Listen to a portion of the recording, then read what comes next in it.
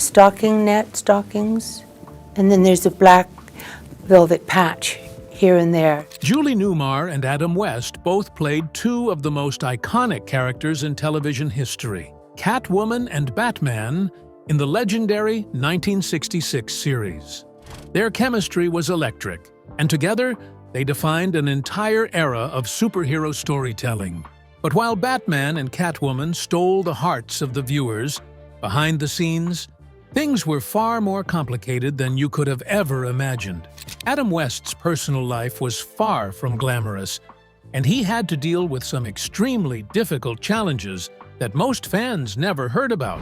But what really happened between Julie Newmar and Adam West behind the scenes? And what did Catwoman really think of Batman all these years? The making of Batman. Before it became one of the most iconic television shows in American pop culture history, Batman was simply another comic book property buried among a stack of superhero stories. But in the early 1960s, something shifted. Comic books were no longer just for kids. And in the television world, executives were beginning to notice the power of colorful, fast-paced, character-driven shows that could bridge generations. And that's where Batman found its second life. The idea for a live-action Batman series was sparked when Batman comics, first introduced by DC in 1939, were experiencing a resurgence in popularity among teenagers and college students.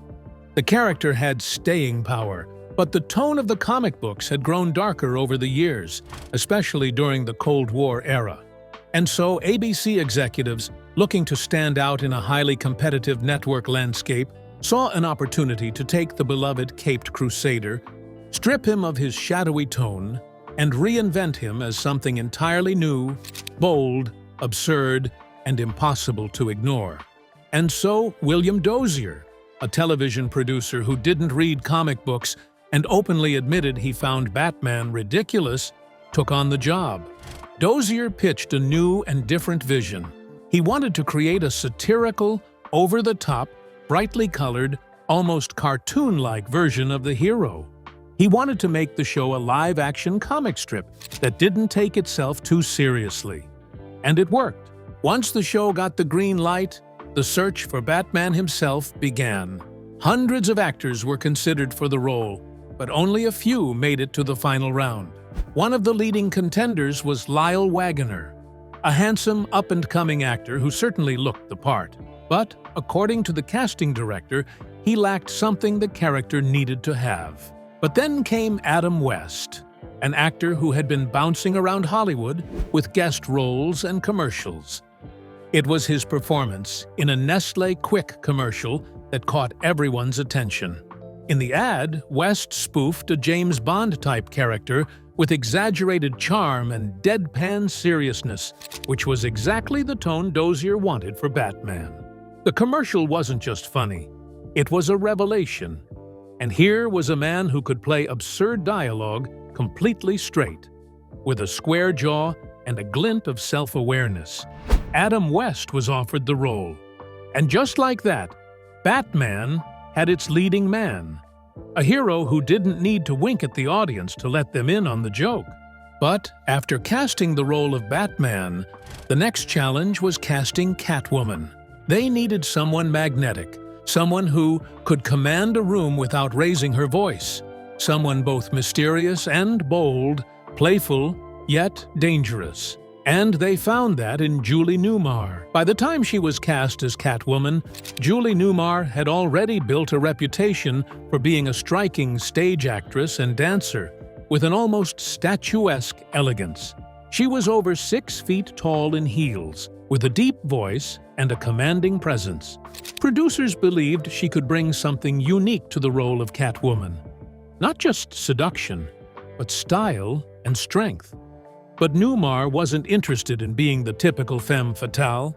She reinvented Catwoman as a playful, unpredictable foil to Batman. She made the character clever, flirtatious, and completely in control. It was her idea to add that signature purring tone to her voice, and her body language gave the character a feline grace that became legendary. Her casting turned out to be one of the best decisions the show ever made. But William Dozier's creative gamble of making Batman intentionally campy was risky because television had never quite seen anything like it. The show wasn't afraid to be absurd. Villains wore elaborate costumes and announced their crimes with poetic flair. Fight scenes were choreographed like dance numbers, complete with on-screen sound effects. Every line was delivered with a straight face, no matter how ridiculous it sounded. But that's exactly what made it work. Audiences, especially young viewers, were drawn to the colorful visuals and slapstick action. Adults, on the other hand, appreciated the satire and subversive humor.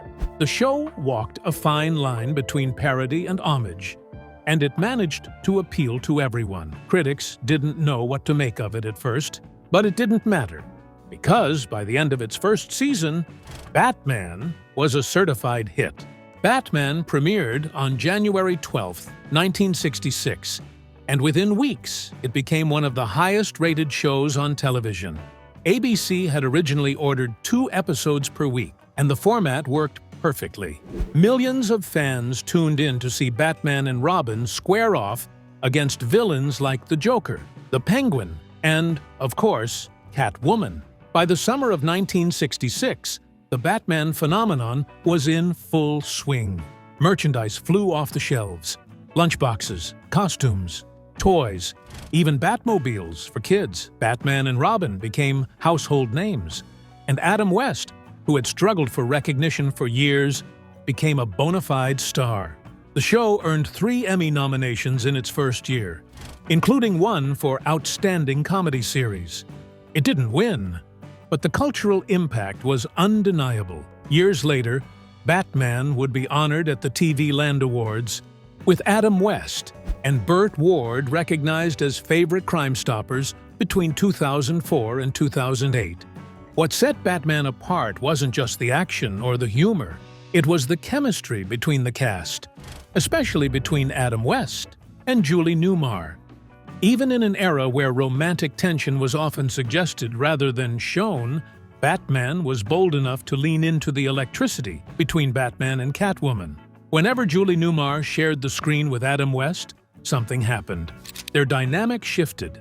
The banter was sharper. The pauses were longer. The eye contact lasted a little too long. The chemistry was so palpable that rumors began to swirl. Was something going on between Adam West and Julie Newmar behind the scenes? And were they more than just co-stars? For decades, fans speculated, but Julie Newmar has always been clear on the subject. In an interview, she said, "No, I did not have an affair with Adam West. He was a sweetheart and wonderful, but we were never romantically involved." Still, that didn't stop the rumors. Adam West himself was more playful about it. He once joked, "I've always made it a rule never to date the leading lady." But despite their denials, fans continued to believe that what they saw on screen might have had some truth behind it. And perhaps that's what made it all so magical. Their scenes together still feel electric all these years later. And that speaks to their talent and to the strange, surreal beauty of a show that turned a comic book into high camp and high art at the same time. But while the on-screen magic seemed effortless, things behind the scenes weren't always so smooth. Fame brought pressure. Creative differences flared. And not every actor got along as well as the audience believed. Behind-the-scenes tensions and feuds. While the Batman TV series dazzled audiences with its playful tone and glossy presentation, the set itself wasn't always as cheerful. Beneath the brightly colored costumes and cheeky humor, real-life egos, creative frustrations, and clashing personalities sometimes bubbled just below the surface. And as the show's popularity soared, so did the pressure, making it impossible to avoid friction among the cast. Perhaps the most significant rift of the show happened between Adam West and Bert Ward. To the outside world, Batman and Robin were the perfect duo and crime-fighting partners bound by loyalty, justice, and a shared sense of purpose.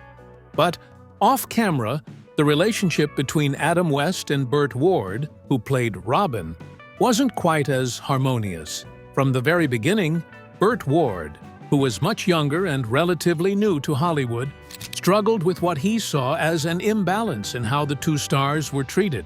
West, as the titular lead, naturally commanded more attention from both the press and the production crew. But Ward felt the gap went beyond just billing. In later interviews and his autobiography, Boy Wonder, My Life in Tights, Ward revealed that he often felt overshadowed, not just in screen time but in personality. Ward claimed that Adam West could be condescending, especially in the early days of the show. He recalled moments when West would correct him or dominate scenes in a way that seemed intentional. Ward even suggested that Adam West would try to physically block him from the cameras just so he could get more screen time. In an interview, he confessed, and even when he said his lines, I must tell you, he spoke his lines so slowly. And he did it on purpose, because his theory was, if I speak twice as slowly as I'm supposed to, the camera will be forced to stay on me twice as long. What? Adam West, for his part, was more dismissive of the feud. He acknowledged that there were moments of competitiveness, which was natural in any high-pressure production, but he denied any serious rift. According to West, their working relationship was mostly professional and cordial. Still, fans noticed their interactions off-screen weren't always as warm as their characters. For years, the tension between the dynamic duo was the subject of speculation at conventions and fan forums. But time does strange things to old wounds. As the decades passed, West and Ward began to reconcile. The show's legacy endured, and both men eventually leaned into the nostalgia and fan love that surrounded the show. They appeared together at countless conventions and fan events, often sharing the stage and joking about their earlier years. Whatever bitterness had once existed gave way to mutual respect and perhaps even genuine friendship. But while the spotlight often centered on Batman and Robin, Julie Newmar carved out her own legacy as Catwoman. But it didn't come without a fight. From the moment she joined the show, Newmar sensed that her character risked becoming just another disposable villain, a caricature of a seductress in tight leather, hissing at the hero and disappearing after a few episodes. And Newmar refused to play it that way. She pushed back against early scripts that portrayed Catwoman as one-dimensional. She argued for more nuance, more cleverness, and more charm. To her, Catwoman wasn't just a villain. She was an equal, an intellectual foil, someone who could outwit Batman and challenge him in ways no other character could. Julie brought her stage training and theatrical background to the role. She refined Catwoman's movements, changed the cadence of her voice, and added sly pauses that made every scene more charged. She didn't want to just act. She wanted to create something lasting. And she did just that. But behind the scenes, this dedication wasn't always met with enthusiasm. Television in the 1960s didn't always embrace strong, opinionated women who questioned direction. Julie clashed with writers, producers, and occasionally directors who didn't share her vision. She was never rude or unprofessional, but she was firm. And in some circles, that alone made her difficult. Still, she never backed down. And in time, even the skeptics realized she had been right. Her version of Catwoman became so iconic that every actress who followed has acknowledged Newmar's influence. What began as a struggle ended in triumph. But it wasn't easy. But that wasn't the only challenge that rocked the Batman set. Because, while some cast members were deeply focused on their craft, others embraced the chaotic glamour of 1960s Hollywood. And Adam West was one of them. In later interviews, West admitted that the Batman cast, himself included, indulged in the era's wild party culture. He described late-night gatherings, champagne-fueled celebrations, and even costume parties where the lines between fiction and reality blurred. It wasn't just a job. For West, playing Batman opened the doors to a different world, and he didn't always hesitate to walk through them. But not everyone approved of this lifestyle. Some of West's co-stars, including guest villains and behind-the-scenes crew, were reportedly uncomfortable with the distractions these parties caused. They worried about professionalism, about showing up to set after long nights, and about whether the cast was taking the work seriously enough. Julie Newmar, for one, never publicly criticized West's lifestyle, but she made it clear that she approached her role with intense focus and preparation. These clashes between the more serious artists and those who were always out partying occasionally spilled onto the set. Tempers flared, and lines were redone. And while it never reached the point of public scandal, the tension was evident. Yet somehow, the show survived it all. The performances remained sharp, the episodes were completed, and audiences never saw the stress behind the smiles. Looking back, the behind-the-scenes conflicts on Batman didn't destroy the show. Instead, they may have even fueled it. The subtle frictions, the personal ambitions, and the mismatched energies all created a strange kind of tension that found its way into the performances. It made the show feel alive, unpredictable, and real. But behind the laughter and colorful costumes, Adam West was carrying more than just the cape and cowl. Fame had its price, and once the cameras stopped rolling, West found himself locked in a different kind of battle that was far more personal and painful. Adam West's personal struggles and battles. Many fans never realized that behind the mask, Adam West was battling serious demons of his own.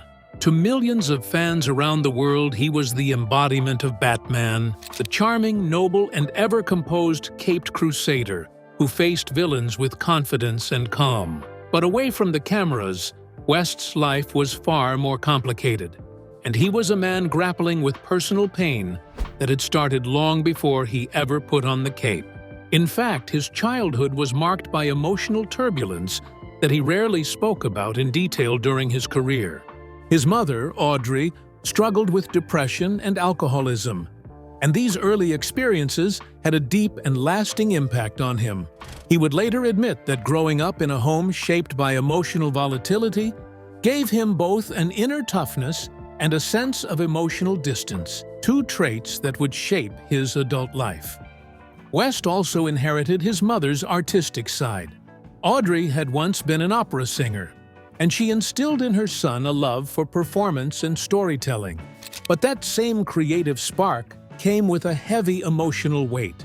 And so, West, even as a child, learned how to mask sadness with performance and how to play a role, even in his own life.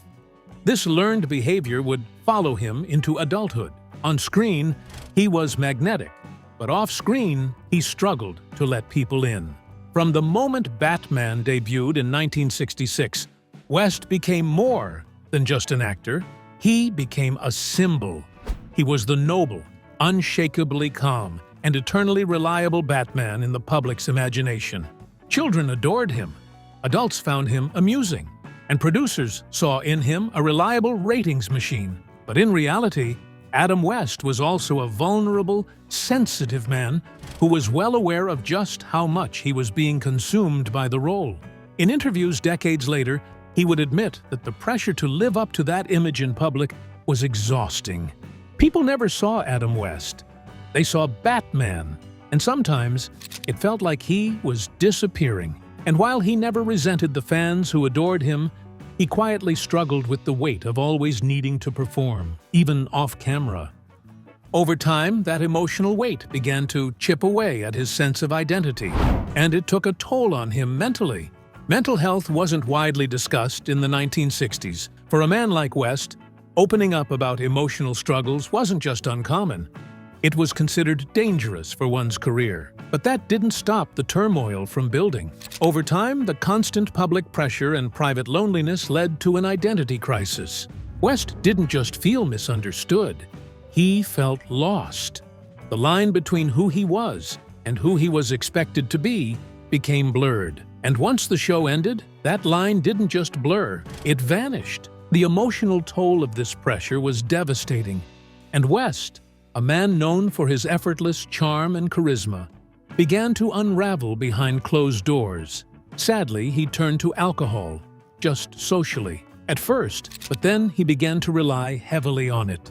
He later confessed that the years following Batman were some of the darkest of his life. He felt forgotten by the industry, frustrated by the lack of opportunities, and haunted by the feeling that he had been reduced to a joke or a punchline from a show that people loved but never respected. And so, depression set in. West had days when he didn't want to get out of bed, and weeks when he barely left his home. He battled feelings of worthlessness, often questioning whether he had any real future left in the business at all. His use of alcohol masked the pain, but it also pushed people away. It complicated his relationships and dulled his once razor-sharp comedic timing. But Adam West wasn't someone who gave up easily. And somewhere in the midst of all that darkness, he made a decision to fight. In the 1980s, after years of struggle, he got sober. It wasn't an overnight change, but a slow, determined climb out of the hole he had fallen into, and he started taking better care of himself, both physically and emotionally. But personal struggles weren't the only challenges Adam West had to face, because when the cameras stopped rolling and Hollywood moved on, he was forced to confront something even more brutal: post-Batman career and final years. When the final episode of Batman aired in 1968, Adam West's life entered a period of quiet collapse. What began as a triumphant role in one of the most recognizable shows of the decade quickly became a professional burden that shadowed him for decades. He had become too famous as Batman, and that, ironically, was the problem. After the show ended, Adam West naturally expected more acting offers, bigger roles, and a chance to redefine himself beyond Gotham City. But sadly, the industry had made up its mind, and in the eyes of casting directors and producers, West was only Batman. The exaggerated, campy version no one quite knew what to do with after the show ended. He found himself locked out of the very system that once celebrated him. Throughout the 1970s and early 80s, West's resume became a patchwork of low-budget films, guest appearances, and voiceover gigs that paid the bills but rarely earned attention. He appeared in projects like The Girl Who Knew Too Much and The Specialist, but none of them reignited his momentum. The Batman image clung to him like armor he couldn't remove. He was rejected from roles in major movies because producers were afraid audiences wouldn't be able to see past the cowl. It was a professional identity crisis that lasted decades. He continued working, never quitting, never stepping away completely. But the spotlight that once shone so brightly had shifted elsewhere. And for years, Adam West remained in its fading glow, recognized but rarely celebrated.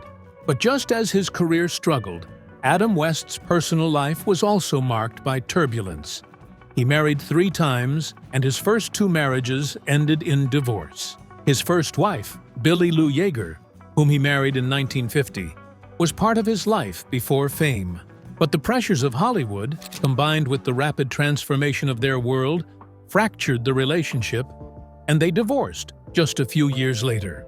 His second marriage, to Ngatokarua Frisbee Dawson, began in 1957 and lasted until 1962. With Enya, he had 2 children, a daughter and a son. But again, fame, long hours on set, and the emotional toll of his changing career strained their marriage beyond repair. West later admitted that during those years, he wasn't always the best husband. He was distracted, disillusioned, and dealing with an emotional weight he didn't fully understand at the time. The man who could bring a smile to millions struggled to hold his own home together. It wasn't until his third marriage, to Marcel Tagandleer in 1970, that he finally found stability. Marcel was different. She met him at a time when his career was cooling down, not heating up. And so, she didn't fall in love with Batman. She fell in love with the man behind the mask. And that distinction would prove vital. With Marcel, West built a more grounded life. They remained together for nearly 5 decades, and she stood by him through every reinvention, every convention, every quiet disappointment, and every late-life victory. Although his career suffered major setbacks in the 90s and early 2000s, something unexpected began to happen. A new generation of fans, many of whom had grown up watching reruns of Batman, began to seek out West at fan conventions, comic expos, and special appearances. He found himself welcomed again, not just as a novelty, but as a beloved icon of television history. And then came the call that would change everything. In 2000, West was cast as a fictionalized version of himself named Mayor Adam West on the animated sitcom Family Guy. The role was absurd, playful, and self-aware. It mocked his Batman legacy without mocking him. And more importantly, it gave him a chance to show that he could laugh at himself and do it brilliantly. Younger audiences who had never seen the original Batman now knew him as the funny mayor of Quahog. And suddenly, Adam West was back in the public eye. Not as a relic, but as a fan favorite. It was a kind of revival that few actors ever get.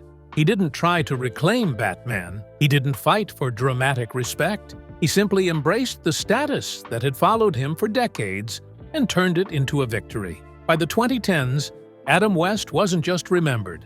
He was revered. In 2012, he finally received a star on the Hollywood Walk of Fame, 5 decades after he had first become a household name. Though he appeared publicly into his late 80s, West's health began to decline in the last few years of his life. In typical fashion, he kept those details private. Friends and colleagues later revealed that he never wanted the attention that comes with illness. He didn't want to be pitied or to be remembered for the pain he endured, but for the joy he brought. In June 2017, Adam West passed away at the age of 88. The cause was leukemia, a diagnosis he had quietly battled in private. The news stunned fans. His death, like many of the emotional battles he faced during his life, had come quietly, with dignity, away from the cameras. The reaction was deeply emotional and widespread. Fans from all over the world, including those who had met him at conventions or heard his voice on Family Guy, expressed their sadness and gratitude. Celebrities who had grown up watching Batman also stepped forward with heartfelt tributes. Bert Ward, who played the role of Robin alongside West, said, "Adam and I had a special friendship for more than 50 years. We shared some of the most fun times of our lives together. Our families have deep love and respect for each other. This is a terribly unexpected loss of my lifelong friend. I will forever miss him." Los Angeles even honored West by projecting the iconic bat signal onto City Hall, a glowing reminder that his impact went far beyond a 1960s TV screen. But one tribute stood out, not because it was the loudest, but because it came from someone who had shared the screen, the spotlight, and a rare chemistry with Adam West. Julie Newmar's Tribute to Adam West. When news of Adam West's passing broke in June 2017, Julie Newmar, the woman who had famously played Catwoman opposite his Batman, responded with a tribute that was simple, elegant, and deeply sincere. They hadn't just shared screen time, they had shared an era that was defined by technicolor adventure, clever innuendo, and a kind of chemistry that couldn't be scripted. So when Julie Newmar spoke about Adam West, it was with a clarity only time and real connection can give. In a statement, she said, "He was a king to the end." Those words carried decades of meaning. Julie remembered Adam as not just an actor, but as a man who held himself with a quiet grace. She praised his wit, his charm, and his sense of presence, not in a performative way, but in the way he made others feel. On and off the set, he knew how to bring levity into any room, how to disarm people with humor, and how to remain grounded, even as fans demanded larger-than-life personas from them both. Reflecting on their time together during the original Batman series, Julie described their on-screen dynamic as something that happened almost effortlessly. To millions of viewers, Catwoman and Batman were more than just hero and villain. They were the very definition of playful tension, of flirtation just out of reach, of good and bad dancing on a tightrope. Julie Newmar recognized that spark, and she gave credit to Adam West for helping her build it. He wasn't just a scene partner. He was a generous performer who knew how to listen, how to respond, and how to let the moment breathe. She went on to say, "He was bright, witty, and funny. I knew I would miss him in the physical world, but also savor him in the greater sense of his being with us." It wasn't just about missing the Batman she once stood beside. It was about missing the friend and the man who always carried humor in his voice, who never let the fame harden him, and who remained, in her words, a king all the way to the end. Speaking about his legacy as Batman, she said he was devoted. He cared about what all this was and the gift that was given to him. He nourished it. He made his life bigger from it. I think he flourished from this honest admiration from people such as yourself and others. Julie Newmar didn't need to embellish or dramatize their connection. She didn't offer lengthy reflections or sprawling memories. What she gave was more real, a glimpse of enduring respect, of a bond shaped in front of cameras but preserved quietly behind them. And perhaps, in the world of Hollywood, where relationships are often performative and fleeting, that kind of tribute says everything. What do you think? Was Adam West and Julie Newmar's iconic chemistry just great acting? Or was there something deeper that neither of them ever fully revealed? Tell us in the comment section below. If you enjoyed this video, don't forget to click on the next video on your screen, like this video, and subscribe to our channel for more updates.